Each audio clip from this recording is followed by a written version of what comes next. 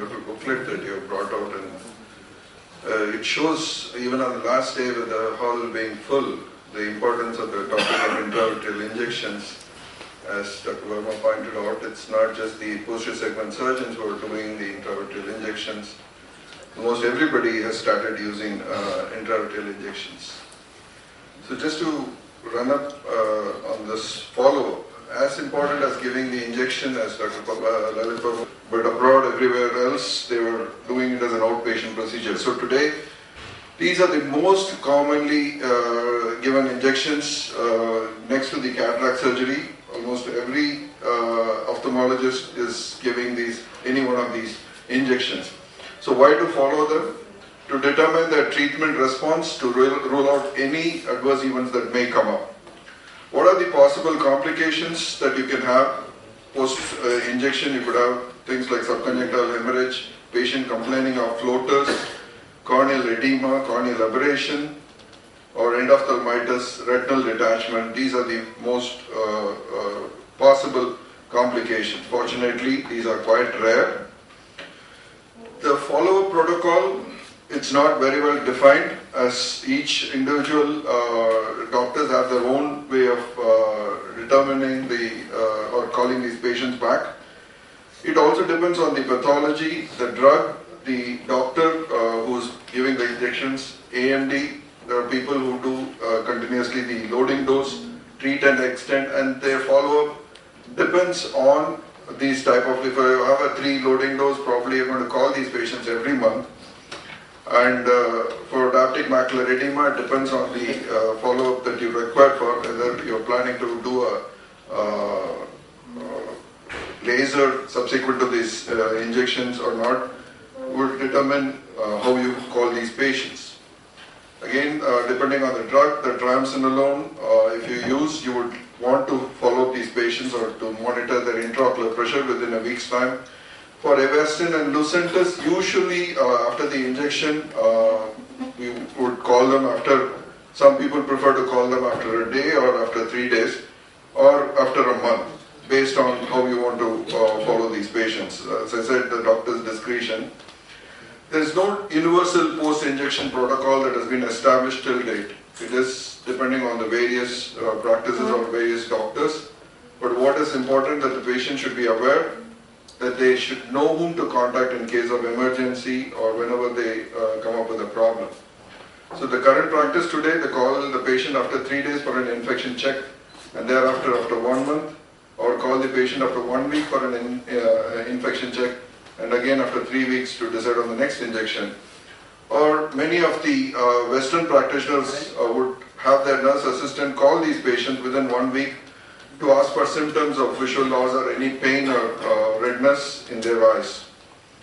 Or call these patients after 1 month and to report any problems if they have during this period, the patient would report by themselves.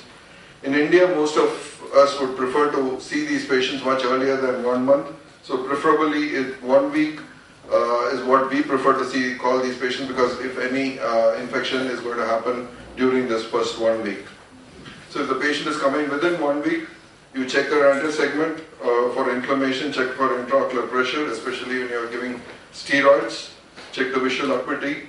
OCT is usually not needed during this before 1 month visit, and also ask these patients for any other associated systemic problems that they may have encountered during this period.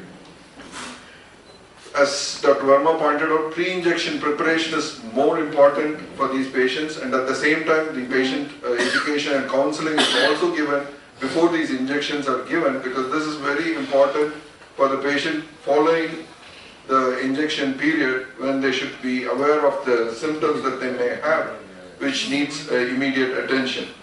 So explain to these patients the symptoms of pain, redness, photophobia, floaters, or sudden diminution in vision, and should be advised to call or whom to call and come immediately if any of these symptoms develop. Very often the patients are concerned if they develop a subconjunctival hemorrhage. You clearly tell them what the subconjunctival hemorrhage is and reassure the patient that this redness is not going to cause, and it is going to be persistent for the next 2-3 weeks. Very often our concern is for the steroid-induced glaucoma and Endophthalmitis, patients are usually asked to come after 7 days for their intraocular pressure checkup. We usually ask if the patient is some far up distance that they have checked with their local ophthalmologist regarding this intraocular pressure and the need for treatment if any. The post-injection endophthalmitis is the most dreaded complication. Generally, usually is occurring within the first post-injection week, when you would prefer to call these patients, explain the symptoms very clearly of the different pain, photophobia, or all these that can happen, and you refer these patients. And when the patient presents to you, it's important that you differentiate between a non-infectious and an infectious endophthalmitis. A patient presenting with the severe pain is more likely to be infectious. And a patient presenting with hypopyon and fibrin, associated fibrin, it invariably or almost always is due to an infectious endophthalmitis. And if ultrasound shows severe opacities in the posterior segment, it's more likely treated as an infectious endophthalmitis. Suspect all these cases as infectious unless otherwise you are very sure that during the observation period the improvement is quite good, then it is possible that it's a non-infectious endophthalmitis. And the less common features like retinal infiltrates or intraretinal hemorrhages or whitening of retinal vessels will usually be present in the infectious endophthalmitis. So care should be taken even before you inject these patients, as Dr. Lalit had pointed out, and the pre and post injection antibiotic prophylaxis, injection to be given under aseptic precaution, and cover of povidone iodine. The pre-antibiotic prophylaxis has been shown from various trials that it is of no use other than using the betadine just before the injection. Post-injection prophylaxis again has come into question. Using topical post-injection antibiotic does not seem to reduce the incidence of endophthalmitis in different studies. And the recent one that was published in January 2014 shows that the incidence of endophthalmitis usually after injection is low. Using post-injection topical antibiotic drops does not reduce the risk of endophthalmitis developing and is associated with a trend towards higher incidence of endophthalmitis because of the increased bacterial resistance after repeated use of these antibiotics. But in Indian scenario, we would prefer to prescribe these antibiotics because we know our condition, our environment, and whatever education that you may give, and the counseling may not work in all these patients. So it is important for us to continue prescribing these antibiotics post-injection. So in summary, follow-up is very important. Patient is advised to report any changes, and immediately treating these patients will save these patients from losing their vision in the long way.